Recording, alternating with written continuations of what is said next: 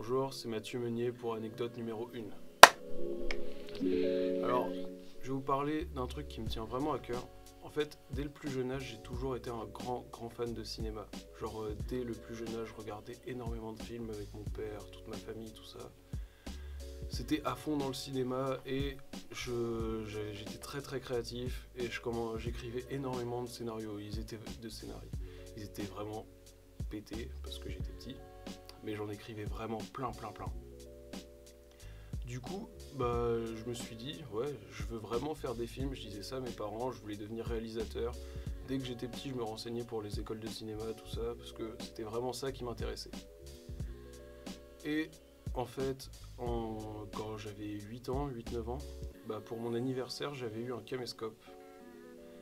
Et avec un pote, je le voyais pas souvent parce qu'il habitait dans un autre pays, pour le coup. Mais je le voyais. Mais dès qu'on se voyait, il était tout aussi fan de cinéma. On n'avait pas forcément les mêmes goûts, mais on voulait faire un truc. Et c'est de là qu'on s'est mis à faire quelques petits courts-métrages à 8 9 ans, avec mon caméscope que j'avais eu pour mon anniversaire.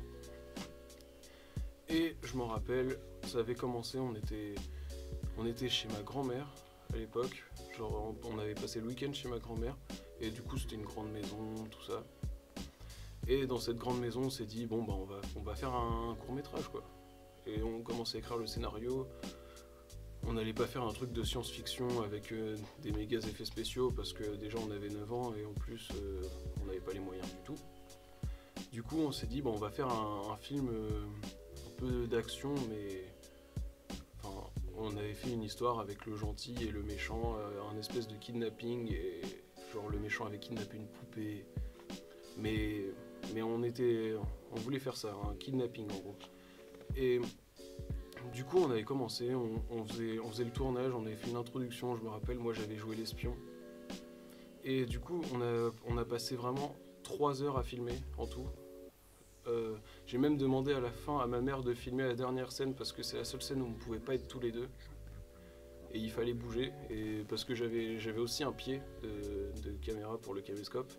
Et en fait, la dernière scène, il fallait bouger, je me rappelle, j'avais même demandé à ma mère de filmer la dernière.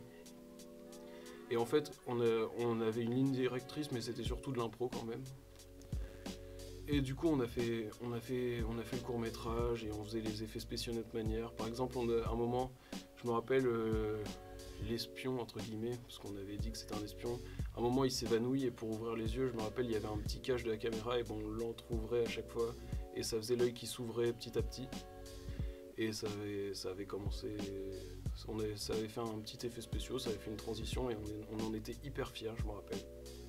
Et après, j'avais demandé à mon père qui avait un logiciel de montage, il avait fait le petit montage, et voilà, j'avais fait un court métrage à 9 ans. Qu'est-ce que ça t'a amené à faire, enfin qu'est-ce que ça représentait pour toi en fait? Pour moi ça compte énormément parce que j'ai toujours voulu être hyper créatif, j'avais toujours plein d'idées en tête et je voulais toujours aller au bout. Et aujourd'hui je fais ça avec la musique, le son, etc. Et si je pouvais, j'aimerais bien peut-être refaire des courts-métrages un jour, pourquoi pas. Mais voilà, c'est de là que c'est parti, tous mes projets, tout ça.